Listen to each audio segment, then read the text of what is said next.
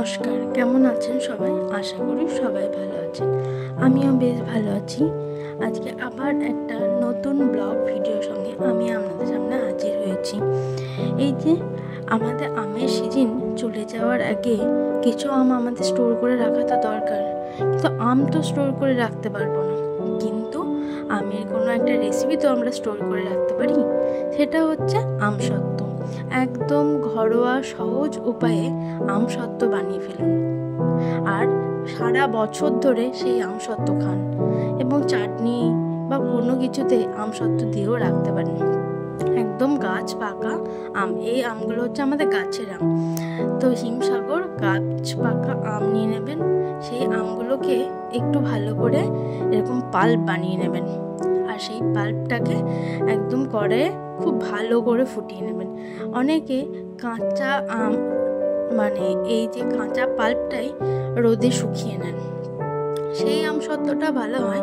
But এরকম করে যদি একটু পাক করে নেন, ভালো করে ফুটিয়ে যদি এর কালারটা একদম টেক্সচারটা চেঞ্জ করে একটু ভালো করে ফুটিয়ে সেই আমসত্ত্বটা করা হয়, তাহলে সেই আমসত্ত্বটা আপনারা ফ্রিজে রেখে পুরো 1 বছর খেতে পারেন। আবার পরের বছরের জন্য আম আসার আগে শেষ করে ফেলবেন। যাই হোক, এই যে কড়াইয়ে আমসত্ত্ব ফুটছে, দেখতেই পেলেন। আমসত্ত্ব নয়, আমের পাল্পটা ফুটছে। এর মধ্যে 1 কাপ মতন আমি চিনি দিয়ে দিয়েছি। আসলে আমগুলো এতটাই মিষ্টি ছিল, চিনি না দিলেও চলতো, কিন্তু আমি 1 কাপ মতন চিনি দিয়েছি, যাতে আরও একটু টেস্টি হয়, সুন্দর হয়। আর খুব সামান্য একটু নুন দেবেন, যাতে নুন আর চিনির ব্যালেন্সটা সুন্দর হয়। এই যে দেখুন, কালারটা পুরো চেঞ্জ হয়ে গেছে, দেখতে পাচ্ছেন কালারটা কি সুন্দর এসেছে। এরপর আপনারা এটাকে নামিয়ে সামান্য একটু ঠান্ডা করে থালায় ঢেলে নেবেন। আর থালাগুলো ঢালার আগে অবশ্যই একটু সর্ষের তেল মাখিয়ে নেবেন, তাহলে এই যে আমসত্ত্বগুলো এগুলো উঠে আসবে খুব সহজেই।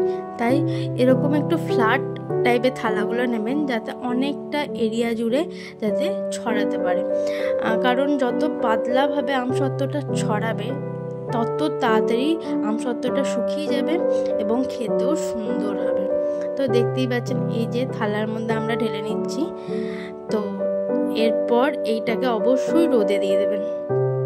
2 দিন খুব ভালো রোদ দেবেন, তাহলেই দেখবেন এর কালার পুরো চেঞ্জ হয়ে গেছে আর পুরো অবিকল আমসত্ত্ব হয়ে গেছে। এই দেখুন, 2 দিন রোদে দেওয়ার পর আমাদের আমসত্ত্ব মোটামুটি রেডি। এরপর যে ছুরি করে কেটে আপনারা কাঁচের বয়ামে রাখলে খুব ভালো হয়, কারণ যে কোনো জিনিস কাঁচের বয়ামে রাখলে সেটা থাকে অনেক দিন এবং ভালো হয়। তো দেখতেই পাচ্ছেন কি সুন্দরভাবে এটা উঠে যাচ্ছে। এই দেখুন, যেমন পাতলা হয়েছে আর সেই রকম সুন্দর হয়েছে। তো আজকের আমার এই আমসত্ত্ব রেসিপিটা আপনাদের কেমন লাগলো সেটা অবশ্যই জানাতে ভুলবেন না। আর অবশ্যই এরকম সহজ পদ্ধতিতে একবার আমসত্ত্ব বানিয়ে দেখুন, এই স্বাদের ভাগ হবে না। এই যে এবার আমি এইগুলোকে পিস পিস করে কেটে নেবো। দেখতেই পাচ্ছেন, পিস পিস করে কেটে রোল করে রেখে দেবো। আর আপনারা চেষ্টা করবেন কাঁচের পাত্রে রাখার, কারণ হচ্ছে যে কোনো আচার, আম তেল বা এরকম আমসত্ত্ব কাঁচের বয়ামে রাখলে সেটা বেশ দীর্ঘদিন যায় এবং সেটা ভালো থাকে। ঠিক আছে, এছাড়া আপনারা যে কোনো স্টিলের পাত্র বা আপনারা যে কোনো পাত্রে রাখতে পারেন, বাট কাঁচের পাত্রে রাখা খুবই ভালো। যাই হোক, আমার আমসত্ত্বগুলো কাটা হয়ে গেছে। এরপর আমি এগুলো সব বয়ামে ভরে রাখবো। এই যে বয়ামে ভরে রাখছি। তো আজকের এই রেসিপিটা কেমন লাগলো অবশ্যই কমেন্টে জানাতে ভুলবেন না। সবাই ভালো থাকবেন, সুস্থ থাকবেন আর আমার পাশে থাকবেন। নমস্কার।